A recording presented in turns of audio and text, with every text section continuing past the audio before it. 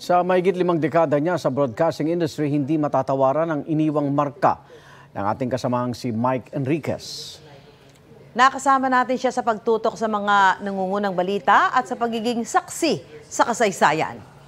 Paalam sa aming kaibigan, kapuso at kasamahan na minahal at sinubaybayan ng milyong-milyong Pilipino. Super Radio DZBB. Magandang umaga Luzon, magandang umaga Visayas, magandang umaga Mindanao. Mula pagsikat ng araw. 6 na minuto makalipas sa kapitaw ng umaga, namataan ang namumuong sama ng panahon. Live mula sa GMA Network Center, ito ang 24 oras. Bakit hanggang ngayon ay 8 milyon pa rin ang nagdodroga sa Pilipinas? Hanggang sa pagkagat ng dilim. Nakatutok kami 24 oras. Ang kanyang trademark na tinig. Sabi nga ng ilan same pa rin. Ang naghahatid sa atin ng mga balitang walang kinikilingan at walang pinoprotektahan. Hindi namin kayo tatantanan. Mahigit 50 taon na ang career ni Mike Enriquez sa broadcasting. Nagsimula yan nung siya'y 19 years old pa lang. Sa di sinasadyang pagkakataon, nang dalawin niya ang isang kaibigang nagtatrabaho sa radyo. Sabi niya, Mike is applying for a job. Sabi ko, of course not. Sabi niya, why don't you try? Nothing to lose. I'll read the newspaper. Binasa ko. Tapos at the end, tinanong niya ako, when can you start? Taong 1995, nang lumipat siya sa GMA Network, kung saan sinimulan niyang pamunuan ang radio department ng GMA na kanyang pinalaki mula sa 4 na istasyon lamang. Oras po natin, 38:30 seguros. Susubukan natin ang lahat. Ang kanyang TV career naman, hindi rin daw sinasadyang magsimula. Nang mga ilangan ang GMA ng male anchor sa isang election coverage, bagay na labis daw niyang ikinagulat. Itong mukha na ito, hindi pang TV ito eh. Tanggap ko yun. Sarili ko ang nanay, hindi makapaniwalang sa TV ako eh. Kinuha si Mike para maging anchor ng pinakabagong newscast ng GMA, ang Saksi.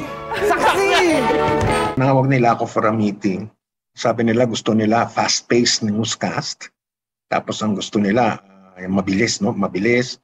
Tsaka puro headlines lang. Nervyos na nervyos ako noon. Nanginginig ako sa takot, tapos ang lamig pa ng aircon. Basta po kayo, tataas na ang presyo ng langis bukas.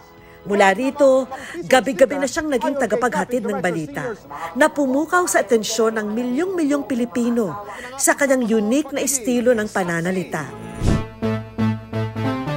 Taong 2000, nang opisyal na maging investigador ng bayan si Mike, na umaksyon at nagbigay solusyon sa mga sumbong at problema ng ating mga kababayan.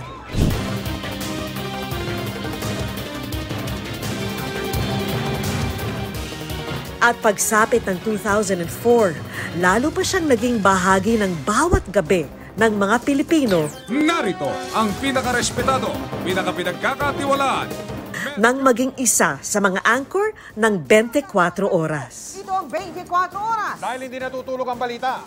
Ang 24 oras na investigador ng bayan, tunay na ngang walang inaatrasan. Ng eleksyon 2010, si Senador Noynoy Aquino. Senador, magandang gabi po. Magandang gabi rin, Manong Mike. Mula giyera sa Iraq, Kahit sa anong dako ng mundo kagaling dito, iisa lang kami. Iisa lang ang aming misyon. Lahat kami mamamahayag. Ang trabaho namin, ipaalam sa buong mundo ang katotohanang nangyayari dito sa loob ng Iraq. Dati, yan oh. Ngayon, ito na, sa lupa. pati pinakamalalakas na bagyo. Mahigit 20 minuto na kami lumilipad dito, papalapit na sa Tacloban. Lahat ng dinaanan namin, lahat ng bahay, sira. Tignan ninyo ang mga tao, kanya-kanyang hakot na nung mga karga nung barko na mga sakong puti. Ni isang bubong, Mel, ni isang bahay, ni isang struktura o gusali, wala ka makikita na walang pinsala. Mga nakapanlulumong trahedya. Hindi pa rin po nakakabangon mula sa nangyaring bakbakan ang dating sentro ng komersyo dito po sa Marawi. Ganito ang sistema dito, Mel. Mga makasaysayang pangyayari. Bakit kayo nandito sa Vatican? Bakit nyo gustong makita si John Paul II? Ang sabi nila, Mel, kasi isa siyang mabuting tao. Sa mga sandaling ito, meron daw nagaganap na negosasyon para sa pagre-resign ni Presidente Estrada. Hanggang sa taon ng traslasyon ng itim na Nazareno. Patindi ng patindi ang damdamin ng mga deboto. Isa lang ang sigaw nila. Viva naroon siya upang ihatid ang pinakamaiinit at pinakabagong ulat. Naramdaman ko po kanina ang silhi ng pananampalataya ng mga reboto.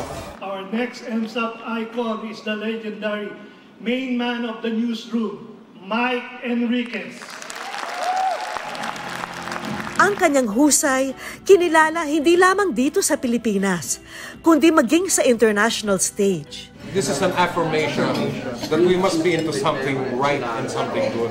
Ako po si Mike Enriquez, buong puso para sa Pilipino. Ito ang GMA, walang kinikilingan, walang pinoprotektahan. Yo! Pero sa kanyang galing sa pagbabalita, kanya rin na ipapakita ang kanyang pagiging tao lamang. Kung saan galing yung bagong strain o uri, excuse me po, hindi po yung coronavirus, ng coronavirus. Good manners and right conduct yun. Kala ng mga tao, arte yun eh. O gimmick, hindi po. Kasi bata pa kami, sinanay na kami na pag inuubo ka o pag binahing ka, dapat mag-excuse me po ka. Sa eleksyon 2019, pusuan ang totoo. Nitong eleksyon 2019, pinag-usapan at naging viral din ang ilan sa mga sinabi ni Mike. Gusto ko silang singilin. Anong maasahan namin sa inyo ngayon? ka na? Yes! Maaga.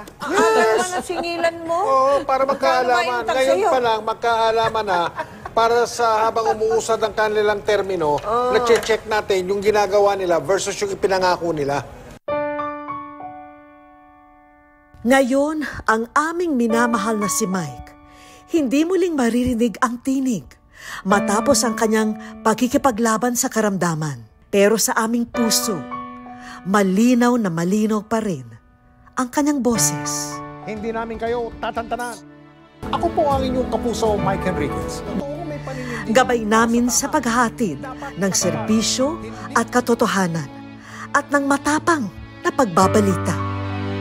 Paalam, Mike, hanggang sa ating muling pagkikita.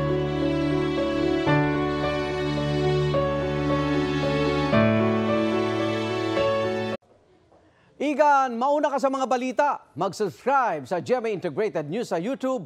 Sa mga kapuso abroad, subaybayan nyo kami sa GMA Pinoy TV at sa www.gmanews.tv.